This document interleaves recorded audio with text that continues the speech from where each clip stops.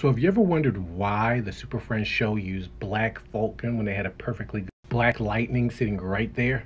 Well, the story goes that when Hanna-Barbera came to DC to ask could they use Black Lightning, they were told that there would be a fee that they would have to pay Tony Isabella. Instead of paying Isabella, they created Black Vulcan, whose costume was very similar to Black Lightning and powers were almost the exact same. Because of the exposure of Black Vulcan, to this day, people still think this character came first and Black Lightning is the parody.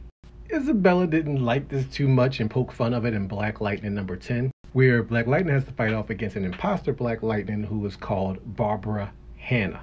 Get it?